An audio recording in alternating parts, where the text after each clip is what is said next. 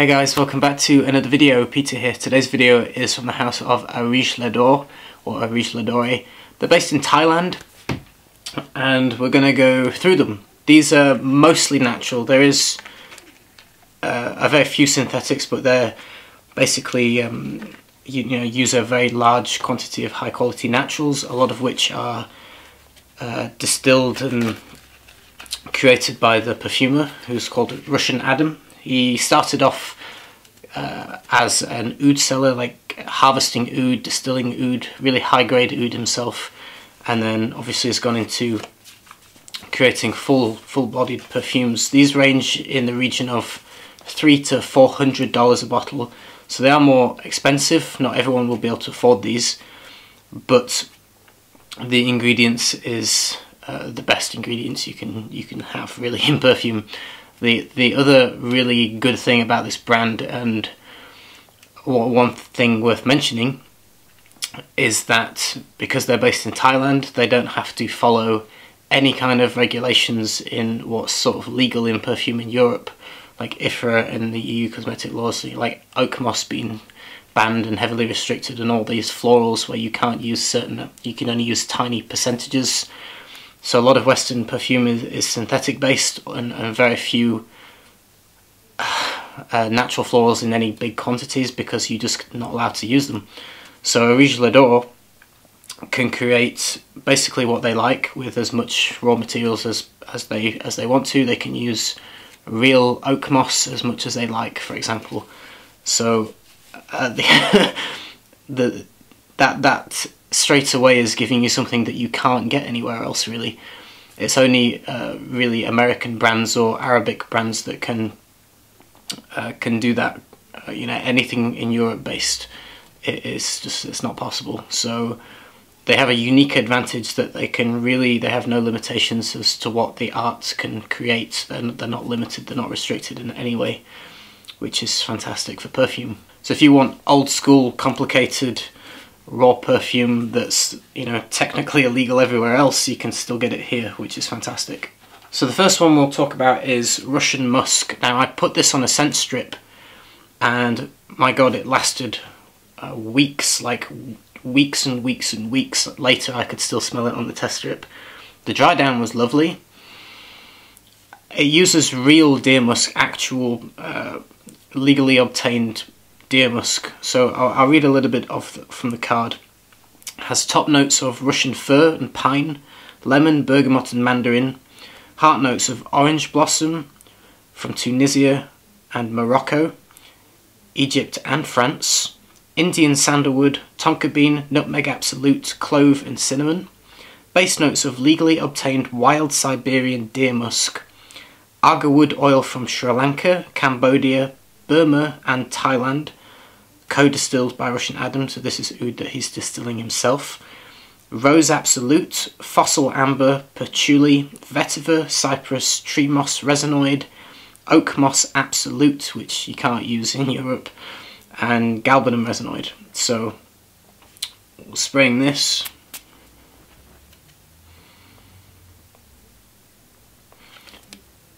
Wow. There is a little bit of a funk to it, and I'm presuming it's the musk. There is an animalic, but it's not off-putting. Although it's animalic, it's not ridiculously daring. There's just a little bit of a skanky kind of musk. You definitely get the lemon comes through, definitely. You definitely get a mix of the mandarin and the lemon. You get a sweetness as well. It comes across. You get the blast of the fresh citruses. There's a sweetness, and you get this raw muskiness. What else am I smelling here? Let me look at the notes. I guess part of that is the orange blossom accord, and I guess the sweetness must be coming more from the tonka bean. There is subtle spice, but cinnamon doesn't jump out to me. I think the spice is very, very subtle here. It's interesting. It is a complex, unique smell. I can't actually think I can compare it to anything. I would say this is unisex, but it's not a fragrance you would wear every day, I don't think. It's interesting, and I'm trying to think of good ways to describe it. It feels like a combination of this warm, sweet tonkariness mixed with this very photorealistic citrus notes of the lemon and the mandarin, wrapped up in this slightly animalic musk. I would be very interested into knowing how that develops on skin properly in the dry down and the changes it goes through and what comes out later. But from the opening, quite unique, obviously very natural smelling, and just intriguing. It's different. Interesting combination. It smells expensive. It doesn't smell, you know, like it stands out as being, you can smell that is packed full of good quality materials. You can smell that. So we'll move on to Russian Oud. These are just first impressions, by the way, guys, so obviously I'm going to wear these properly on skin and do full reviews later where I can give better detail. This is a very casual first impression. So this one is Russian Oud with top notes of multi-layered cacao Borea Oud, co-distilled, oil distilled by Russian Adam, organic Thai Oud. So there's two varieties of Oud in here. Heart notes of Indian Oud, sorry, 3 types of Oud. Russian Castoreum, which is obviously, Castoreum smells like basically brown leather. Cacao extract, Siberian deer musk, Gugui resinoid, I've never heard of that actually. Indian myrrh, labdanum and cedarwood. This should be interesting. It's got quite a lot of, obviously, Oud in there. Castoreum, leather, a little bit of cacao, so a little bit of chocolatey vibe, some musk, and some woods and some resins. So we'll give this a spray.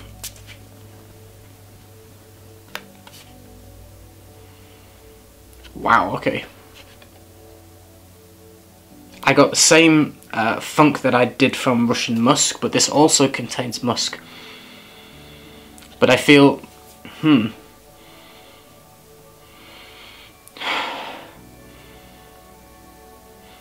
I think the funk is coming from the oud. Wow, you can, okay, the oud is really shining through now. Okay, this is slightly animalic oud, but it's not dirty, it doesn't smell shitty, so to speak. But it has a light barnyard touch. So that could be coming from possibly the Indian oud. But the oud is complex, it's dark. There's a lot of facets to it. This isn't a simple fragrance, it's very thick, and you can instantly tell that this is good quality oud. It smells like a really rich, nice quality oud. This is really nice. I like this. Even though there's a slight barnyard touch, I don't think it's too much. I definitely smell some of the woods coming through here. I think there might be like Virginian cedar, which has more of a pencil shaving kind of texture scent to it, like a rough kind of cedar note. I might be wrong, but it does have a cedar-like roughness. You can smell a grain there that's different to the oud. What else do we have? We had cacao. I don't think that comes through too much. There isn't too much of a sweetness. I think that is more of a subtle element. I guess the resins would probably come out more in the dry down later. From the top, this is all about oud, and it's great quality oud. It's thick, it's dark. It's already becoming less dirty, less animalic. It's becoming smoother. The opening had this impact of, wow, a little bit of a skanky barnyard oud. This has settled down quite quickly. It's very smooth, it smells really good. If you're a natural oud lover, I would say get this one without thinking about it really. I mean, it smells like pure quality oud. From really, there's not too much else going on. I mean, the notes are very simple, but this is highlighting how beautiful the oud is, I think. You get a little bit of a hint of the cedar, and I think probably as it dried down, I'd imagine that the myrrh and the labdanum will make it a little bit smoother and more resinous in the dry down, and probably the musk will probably come through there more as well. But this is really highlighting the beautiful oud, and it's really nice, it's good quality. Looking this one up, it's $250, and for the quality of the oud that I'm smelling, I think that's a bargain. I think that's well worth the money. You can smell that there's a decent chunk of really good quality oud in here. So I think for $250, if you like oud, I definitely recommend this one. It's a no-brainer if you're a fan of oud, and I think the prices are very, very fair for an artisanal oud perfume. I really like this actually. The more I smell it, the more I like it. Well worth the money, and I don't think that'll hang around too long. I know he only makes small batches, and once they're gone, so you can't rebuy these because of the nature of the naturals that he's using and making himself. They're just really not possible to put, you know, to make again, really. They're one-off creations, so part of the price is also not just because they're packed full of raw natural materials, it's, you know, they're one-off creations, they can't be remade. You're buying a piece of art there. And I will say these are definitely artistic perfumes that are not following the rules, which is awesome. If you can buy non-restricted, full-on, hardcore perfumes that are made the proper way without restrictions that the rest of the world has to cope with. Honestly, it makes me want to move to Thailand and do my brand there as well. Because this is good stuff. It's good stuff. So we're moving on to Indolis. So the Indolis has top notes of Indian Jasmine Enfleurage, Gardenia and Jasmine Absolute. Heart notes of green Hoje frankincense, ginger, lime, tangerine and pineapple, co-distilled by Russian Adam. Base notes of Indonesian and Australian sandalwood, both distilled by Adam. Benzoin tonka bean absolute, oak moss resinoid, I love oak moss, it's a beautiful note, and Indian galbanum Chinese green tea extract from a 100-year-old tree, that's impressive, and lavender absolute. I prefer lavender absolute over the essential oil. It's much rounder and fuller. It's just a smoother, nicer tone than the essential oil. The essential oil is a bit piercing and sharp. The absolute is rounded and softer. Both crafted by Russian Adam, so there's some really nice quality notes in here. So the Indolis is $300 a bottle. So right off the top, I get a lot of Gardenia actually. The first note that hit me was definitely the Gardenia over the jasmine, but you definitely get a combination of those beautiful white florals. Very pretty. This is more feminine in nature, I think, although, you know, if you like white florals then a man would pull this off, but it leans more feminine for most, I would say. From the top notes, it's all about white florals, but there's also, you know, frankincense, ginger, lime, pineapple. When you dig your nose in a little bit more, you do smell the pineapple. But to be honest, if that wasn't listed, I would not have guessed that. But when you know it's there, you definitely get a hint. It's subtle, you just get a hint of pineapple with the white floral. It's nice. It almost makes it smell a little bit tropical. This one's interesting.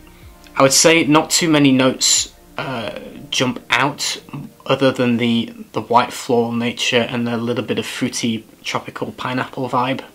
But this probably blooms better on skin than on card, and probably develops over time as well as those florals settle down. This is an interesting blend. I think it's the inclusion of the pineapple that makes it a little bit unique. That tropical edge makes it stand out from other white florals that I've smelled, and it makes it a little bit more interesting. Although it's called Indolis and it uses jasmine obviously, which is an indolic floral, it doesn't smell dirty in my opinion. It's very smooth and very likeable. Very wearable, and I would say leans more feminine. More women are going to be attracted to this than men. But if a woman wore that around me, I would give her a compliment. I would think she smells great. The last one we have here is Walimah, and Walimah is the most expensive. This is $400 a bottle. Yeah, it's expensive. But we'll read the notes. Top notes: yellow champaca, distilled by Russian Adam, magnolia, Otto, and absolute. Heart notes: legally obtained wild Siberian deer musk, royal Bengali oud, tobacco absolute, Indonesian cacao, saffron and cinnamon. Saffron is very expensive, so is the oud. So there's some, and the florals obviously are always expensive. So there's some high quality notes in here. Indonesian vetiver absolute, aged from 2010. Indian labdanum absolute and Peru balsam. So I'd imagine this is top quality oud in here, which is why it's so expensive. And if there's a dose of saffron, that will also add to the cost. Saffron is very expensive. Wow, okay. This is very pretty.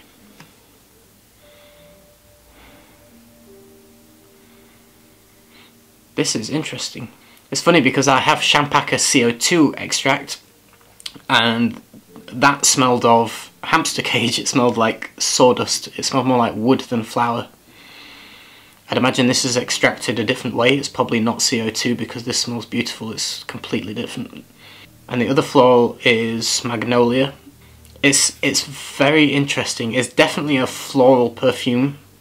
I don't think the oud jumps out particularly. At least from a top note, it's highlighting the florals here in the opening. There is a definite warmth that comes through, which I feel like you get hints of saffron, although it's not a hugely strong note. It just adds this warmth behind the fragrance. The oud feels very mellow. I'm not really smelling it at the moment. I think probably there is a bit of a muskiness around it. But this is really, I guess, highlighting more the floral elements, the yellow champaca and the magnolia. From a first impression, I would say, again, this one leans, in my opinion, a little bit feminine, just because of the floral element, but it's still unisex. A man would smell fine with this. It depends on personal preference as a man, whether you like floral elements or not. Not all men like to smell florals. Again, it smells interesting, and if I smelled this on a woman particularly, I would be curious. I would wonder what she was wearing. I'd definitely ask what she's wearing. Yeah, I think it's floral, it's ever so slightly musky. You get a hint of a warmth of saffron, but it's not spicy per se. It's very rich, it's very natural smelling. Obviously the price is not going to be for everybody. Not everyone is going to want to spend $400 on a bottle. For me, this isn't one I would personally wear myself, but I would be intrigued if it was on somebody else, and I would be interested into how it develops and how it lingers in the air. And smelling a little bit more, I think you do get the deer musk coming through with the florals, and it does remind me of smelling the Russian musk. I think you do. Yeah, I think you can pick out the musk, and it's nice. It's interesting. These are really. I would love to smell the deer musk just on its own, so I knew exactly how it smelled. I think. Okay, we'll go back through them now, and go over them again. So Russian musk. I still get a little bit of the citrus. This has turned now a little powdery, and I think that's probably maybe the sandalwood and the tonka bean moulding. There's also oak moss, tree moss in here.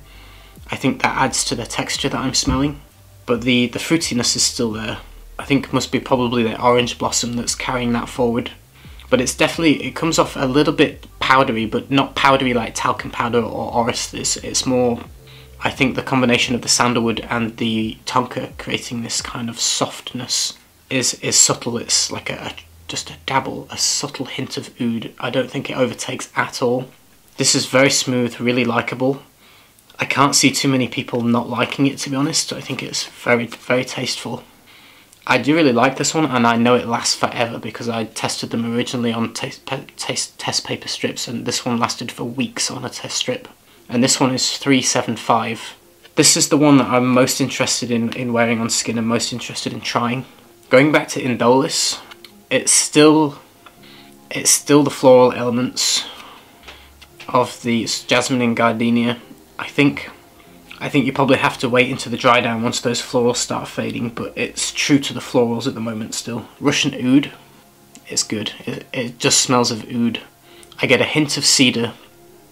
There's a roughness to it, and there's this beautiful, warm, rich, complex oud. This is really nice. Okay, my two favourites are Russian oud, which I think is wonderful, and if you're a fan of oud, natural oud, definitely check out Russian oud, very good. And I think for the price, $2.50, I think is a bargain for real artisanal oud that smells like this. It's good quality. And Russian musk is lovely as well. There is a definite, ever so slight animalic funk to Russian musk, and I'm genuinely not sure if it's either from the musk itself or the oud. But it's not overpowering in the sense that it becomes ugly or unwearable. it just actually makes it more interesting. You're like, oh, what's this kind of element? It's just interesting. But it's soft, it's warm, it's slightly sweet. I feel my instinct says it is probably the musk giving that animalic touch. But it's nice, it's nice. Indolis for me is lovely, but it leans more feminine for my personal taste. And Walimah, this has changed a little bit since it's very soft and smooth. It's interesting that the Champaca smells completely different here. And obviously it has magnolia as well. But it's definitely a floral perfume. If you're not into floral fragrances, that would be a pass for you. So this is Walimah Attar. So this is the pure oil and the Attar version of Walimah, which is $190 for the 3ml Attar in a crystal bottle. It does come across a little bit different from smelling the spray, but it's complex, it's floral, it's musky. Yeah, I'm gonna have to review these properly and take some time with them on my skin to really appreciate them, because more heavily based natural perfumes require, you know, a little bit of time with to feel the development on your skin there and appreciate them. So I'm not going to rush with the reviews, and I'll probably start with Russian Oud first and then Russian Musk. Those two are my favourite ones. Russian Oud is really good actually, I keep going back to it. It's actually a wearable oud. I don't think you're going to offend many people. It's nice. The opening is a bit funky, but after 15-20 minutes it mellows out really nicely. It's a good oud. That's it. Looking forward to wearing them properly and giving full reviews later, but that's just a first impression. They are obviously pricey, they're not going to be for everybody, but you've got to appreciate the quality of the raw materials used there, and also, you know, they're rule breakers. You can't really obtain this perfume anywhere else, really. It's nice to be able to go back to real perfume that's not been restricted by laws. So that's it. Hope you enjoyed the video. I'll see you again next time with another one. Take care. Bye bye.